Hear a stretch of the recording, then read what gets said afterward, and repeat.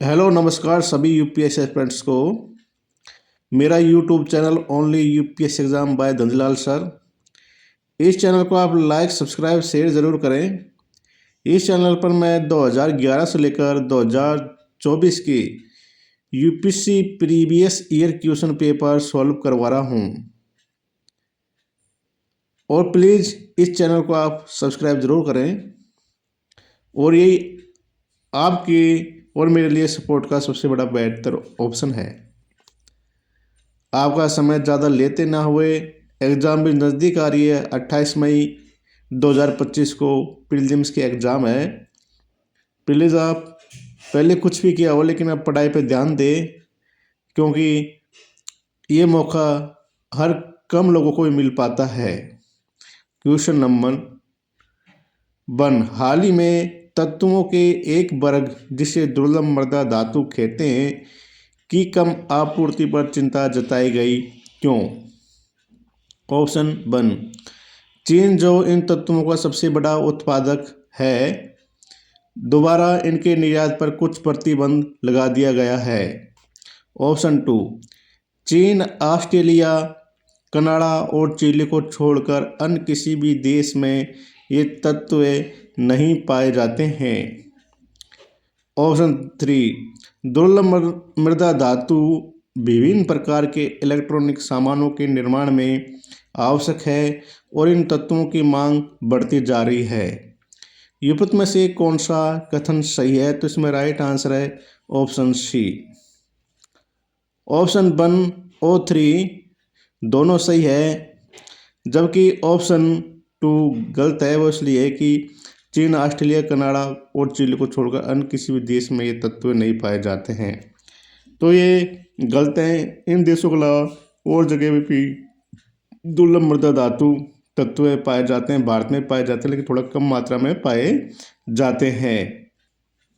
Next question, भारतीय विधान के प्रावधानों के अंतर्गत उपभोक्ताओं के अधिकारों, विशेष अधिकारों के संदर्भ में निम्नलिखित में से कौन से कथन सही है?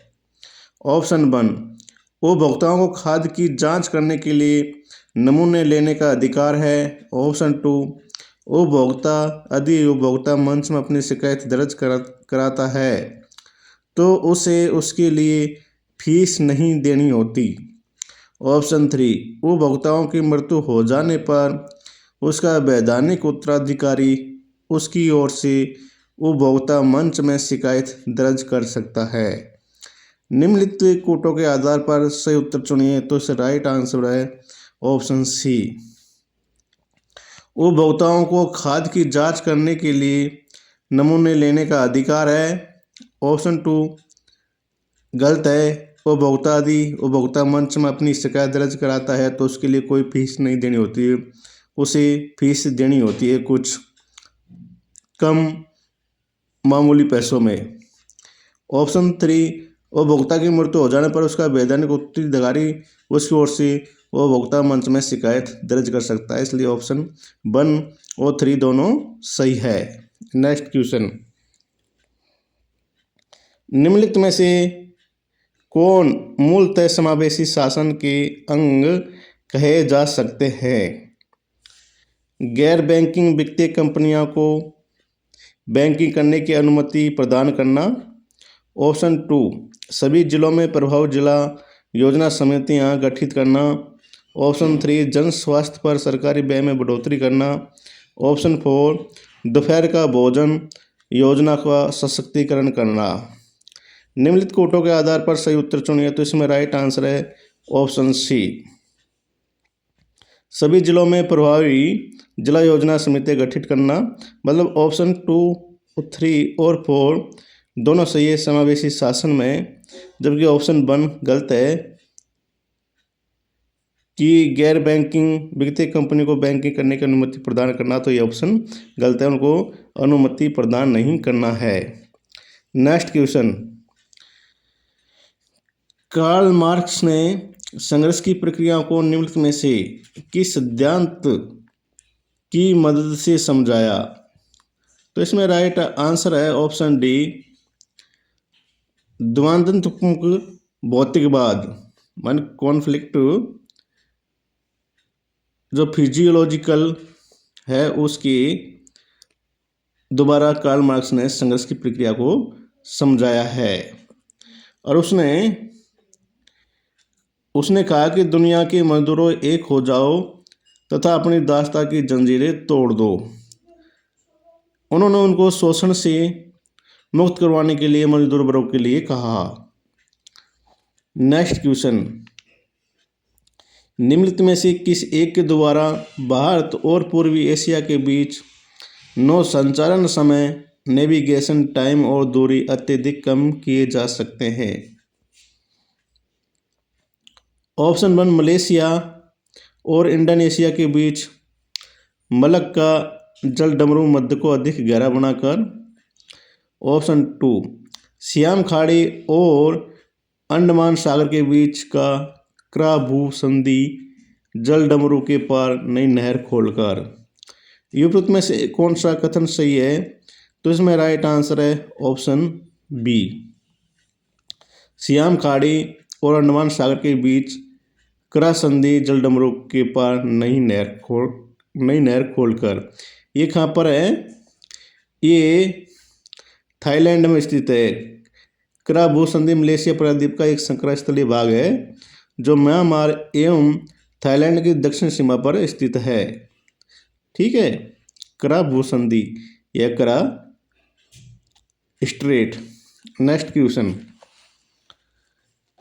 तेल की वैश्विक कीमतों के संदर्भ में ब्रेंट कच्चे तेल के समाचारों में प्राय उल्लेख आता है। इस पद का क्या अभिप्राय है? ऑप्शन 1 यह कच्चे तेल का एक प्रमुख वर्गीकरण है। ऑप्शन 2 यह उत्तरी सागर से प्राप्त किए जा सकते हैं। ऑप्शन 3 यह सल्फर मुक्त होता है। ये उपरोक्त में से कौन सा कथन सही है? तो इसमें राइट आंसर है ऑप्शन बी। ऑप्शन 1 और 2 दोनों सही है। ब्रेंट कच्चे तेल के बारे में, यह कच्चे तेल का एक प्रमुख वर्गीकरण है। यह उत्तरी सागर से प्राप्त किया जाता है। जबकि ऑप्शन इसमें 3 दे रखा है, ये गलत है कि सल्फर मुक्त होता है। इसमें सल्फर की भी मात्रा कुछ पाई जाती है। नेक्स्ट क्वेश्चन, न्यू स्टार्ट संधि समाचारों में रही थी, यह संधि क्या है?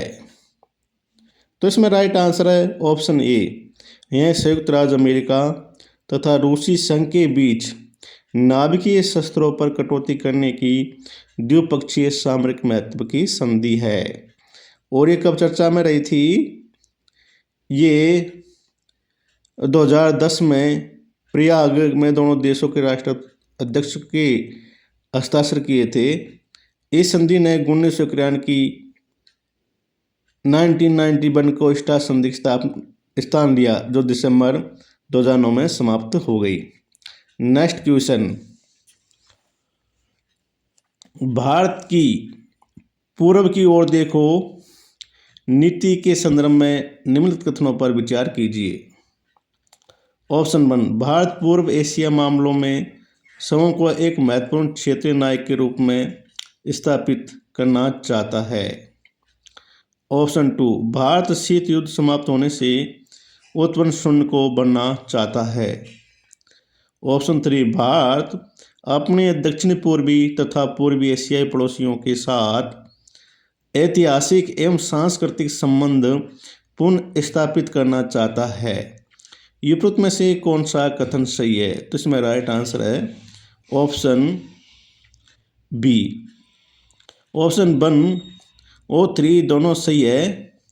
भारत एशियन देशों में एक नायक के रूप में स्थापित करना चाहता है। और ऑप्शन 3 में सांस्कृतिक और ऐतिहासिक संबंध पुनः स्थापित करना चाहता है। जबकि ऑप्शन 2 गलत है, क्योंकि भारत का शीत युद्ध से कोई लेना देना नहीं था। ये यूरोपीय कंट्री से संबंधित था। नेक्स्ट क्वेश्चन, भू युद्ध नीति की दृष्टि से महत्वपूर्ण क्षेत्र होने के नाते दक्षिण पूर्वी एशिया लंबे अंतराल और समय से वैश्विक समुदाय का ध्यान आकर्षित करता आया है। इस वैश्विक संदर्भ की निम्नलिखित में से कौन सी व्याख्या सबसे प्रतिकारी है? तो इसमें राइट आंसर है ऑप्शन डी। यह प्रशांत महासागर और हिंद महासागर के बीच स्थित है और उसका चरित्र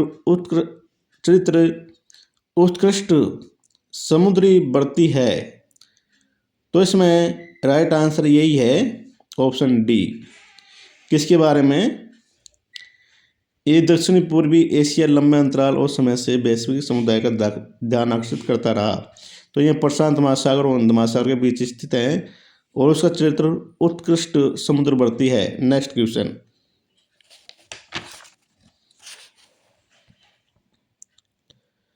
हाल ही में संयुक्त राज्य अमेरिका ने ऑस्ट्रेलिया समूह तथा बासेनार व्यवस्था के नाम से ज्ञात बहुपक्षीय निर्यात नियंत्रण व्यवस्थाओं में भारत के सदस्य बनाए जाने का समर्थन देने का निर्णय लिया है। इन दोनों व्यवस्थाओं के बीच क्या अंतर है? ऑप्शन 1, ऑस्ट्रेलिया समूह एक अनौपचारिक व्यवस्था है जिसका लक्ष्य निर्यातक देशों द्वारा रासायनिक तथा जैविक हथियारों के परगुणन में सहायक होने के जोखिम को न्यूनीकृत करना है, जबकि बासेनार व्यवस्था OECD के अंतर्गत गठित औपचारिक समूह है जिसका समान लक्ष्य है। ऑप्शन 2, ऑस्ट्रेलिया समूह के सहभागी मुख्यतः एशिया, अफ्रीकी और उत्तरी अमेरिका के देश हैं, जबकि बासेनार व्यवस्था के सहभागी मुख्यतः यूरोपीय संघ और अमेरिकी महाद्वीपों के देश है। युवृत्त में से कौन सा कथन सही है? तो इसमें दोनों कथन ही सही नहीं है। किसके बारे में? ऑस्ट्रेलिया समूह तथा बासेनार व्यवस्था के बारे में। एक बार हम इसमें थोड़ा सा व्याख्या देख लेते हैं। ऑस्ट्रेलिया समूह उन देशों का सरकारी और स्वैच्छिक समूह है जो सामग्रियों, उपकरणों और प्रौद्योगिकियों के निर्यात को नियंत्रित करते हैं ताकि रासायनिक और जैविक हथियारों के विकास या अधिग्रहण में इसका प्रयोग न हो। इसके यह नाम इसलिए है क्योंकि ऑस्ट्रेलिया ने यह समूह बनाने के लिए पहल की थी और वह इस संगठन का सचिवालय को प्रबंधन देखता है। ऑस्ट्रेलिया समूह के सभी सदस्य देश रासायनिक हथियार सम्मेलन और जैविक हथियार सम्मेलन का अनुसमर्थन करते हैं। बासेनार व्यवस्था की स्थापना 1996 बासेनार नीदरलैंड में की गई। इसका मुख्यालय वियना ऑस्ट्रेलिया में है। Next question. भारत ने दक्षिणी पूर्वी एशिया के साथ अपने आर्थिक, सांस्कृतिक संपर्क तथा व्यापारिक संबंध बंगाल की खाड़ी के पार बना रहे थे। निम्न में से कौन सी बंगाल की खाड़ी की इस उत्कृष्ट आरंभिक समुद्री इतिहास की सबसे विश्वसनीय व्याख्या हो सकती है? तो इसमें राइट आंसर है ऑप्शन सी। बंगाल की खाड़ी में चलने वाली मानसूनी हवाओं ने समुद्री यात्राओं को सुगम बना दिया था। कौन सी? जो सांस्कृतिक संपर्क तथा व्यापारिक संबंध बंगाल की खाड़ी से संबंधित थे। इसने क्या किया? बंगाल की खाड़ी में चलने वाली मानसूनी हवा ने समुद्री यात्राओं को सुगम बना दिया था, इसलिए पूर्व की ओर ज़्यादा लोगों का अट्रैक्शन हो रहा है व्यापार के लिए, ऐतिहासिक दृष्टि से, सामरिक महत्व से, बहुत सारे कारणों से। Next question. सरकार के समावेशित वर्दी लक्ष्य को आगे ले जाने में निम्नलिखित में से कौन से कार्य सहायक साबित हो सकते हैं? ऑप्शन 1, स्वयं सहायता समूह सेल्फ हेल्प ग्रुप्स को प्रोत्साहन देना। ऑप्शन 2, सूक्ष्म, लघु और मध्यम उद्यमों को प्रोत्साहन देना। ऑप्शन 3, शिक्षा का अधिकार अधिनियम लागू करना। निम्नलिखित युग्मों के आधार पर सही उत्तर चुनिए। तो इसमें राइट आंसर है ऑप्शन डी। इसमें समावेशित वर्दी लक्ष्य को आगे बढ़ाने के लिए तीनों ऑप्शन ही सही है। स्वयं सहायता समूह को प्रोत्साहन देना, सूक्ष्म लघु और मध्यम उद्योगों को प्रोत्साहन देना और शिक्षा के अधिकार अधिनियम लागू करना। Hello guys, thank you so much.